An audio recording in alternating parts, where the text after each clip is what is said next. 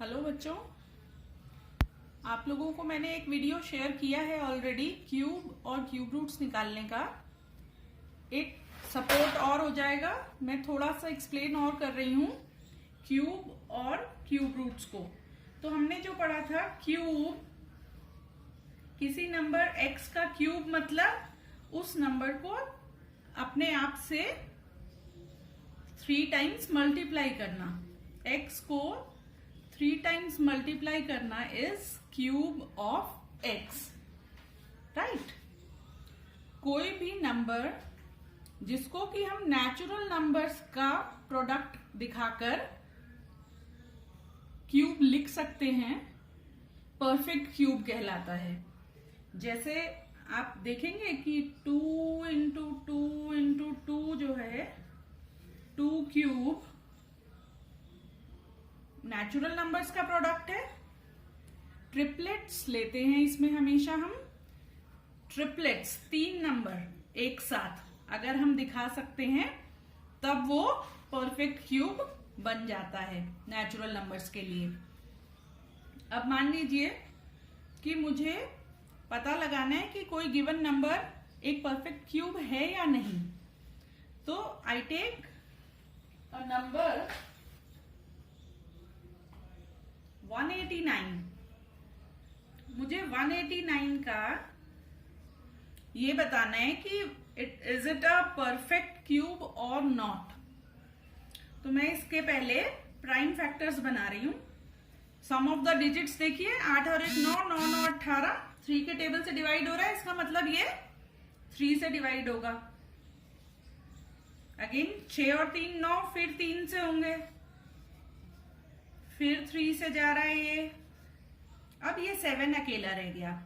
तो 189 को मैं लिख रही हूं 3 इंटू 3 इंटू 3 इंटू 7। तो ऑब्वियस है ट्रिपलेट एक ही बन रहा है, 7 अकेला ही है। तो 189 is not a perfect cube.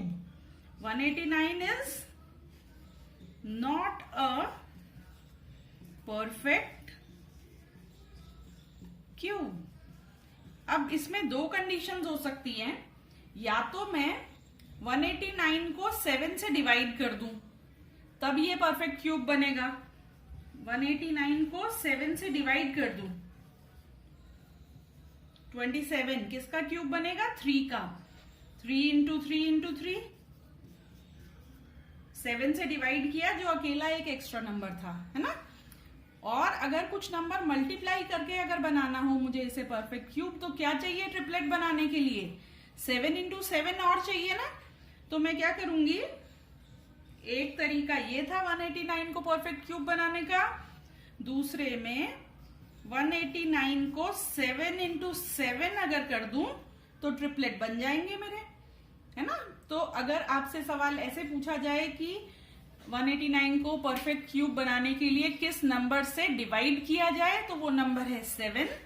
और अगर वो ये पूछें कि 189 में क्या मल्टीप्लाई किया जाए कि वो परफेक्ट क्यूब बन जाए, तो आप 49 7 इंटू 7 को 189 से मल्टीप्लाई करेंगे तो वो परफेक्ट क्यूब बन जाएगा। आई थिंक आपको ये बात समझ में आ गई कि किसी भी नंबर को परफेक्ट क्यूब बनाने के लिए हमें उसमें जो भी उसके फैक्टर्स हैं, प्राइम फैक्टर्स जो हैं, वो ट्रिपलेट्स में चाहिए। जब वो ट्रिपलेट्स में आ जाते हैं तो वो अपने आप ही परफेक्ट नंबर बन जाता है।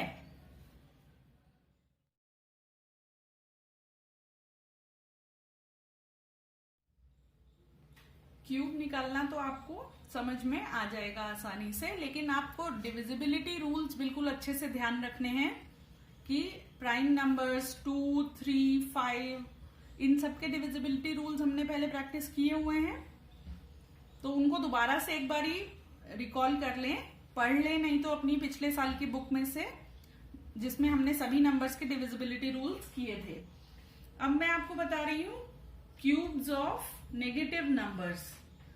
क्यूब्स ऑफ नेगेटिव इंटीजर्स क्या होगा?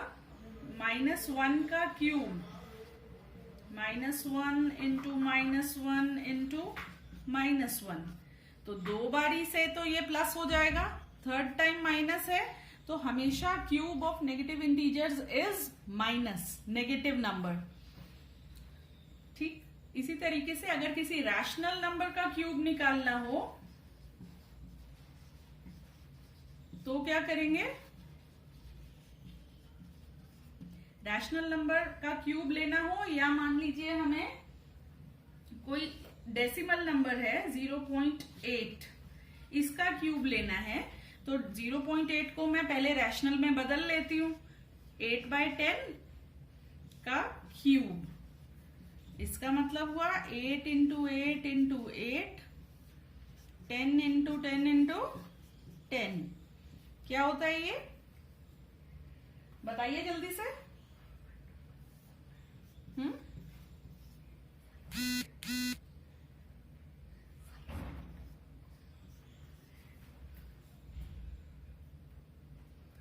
अब यहां पे देखिए हमारे पास डिनोमिनेटर में 3 जीरोस हैं, तो हमें डेसिमल कहां लगाना है, याद है ना सभी बच्चों को, हमने डिवीजन भी सीखी हुई है, डेसिमल्स को मल्टीप्लाई करना भी सीखा हुआ है। तो ध्यान रखिएगा, रैशनल नंबर्स का क्यूब करना है या डेसिमल्स का क्यूब करना है, तो आप डेसिमल को रैशनल में बदलेंगे और न्यूमरेटर का भी क्यूब होगा और डिनोमिनेटर का भी क्यूब होगा। फाइनली जीरोस जब अपॉन में होते हैं तो हम उतने ही प्लेसेस छोड़कर डेसिमल लगा देते हैं। ठीक,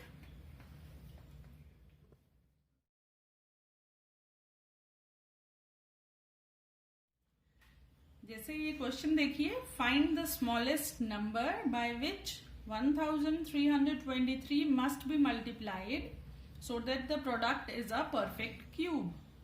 तो सेम प्रोसीजर, पहले हम 1323 के प्राइम फैक्टराइजेशन कर लेते हैं, और प्राइम फैक्टराइजेशन के लिए आपको आना जरूरी है क्या, कि डिविजिबिलिटी रूल्स क्या थे हमारे।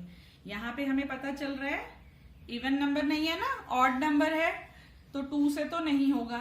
3 से चेक करने के लिए हम सम ऑफ द डिजिट्स कर रहे हैं, 3 and 2 5, 3 8 and 1 9, 3 के टेबल में आ रहा है सम ऑफ द डिजिट्स, इसलिए ये 3 से डिवाइड हो जाएगा।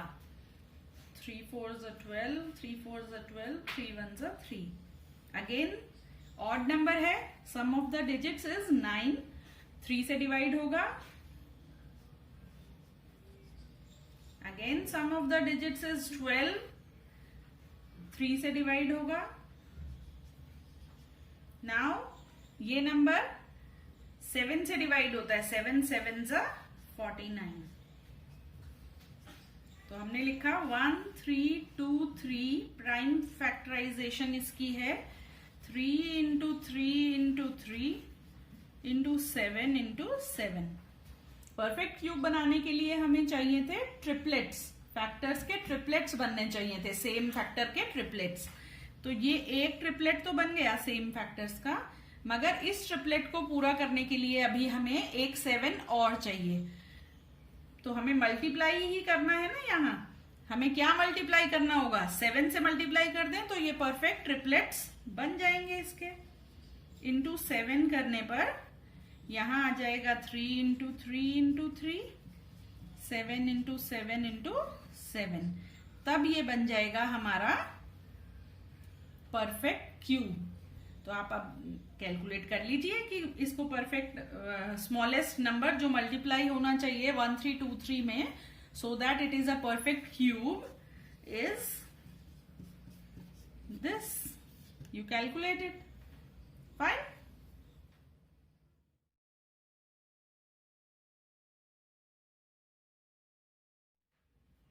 अगर आपको ये समझ आ गया है तो ये वर्कशीट करके मुझे फटाफट भेजेंगे।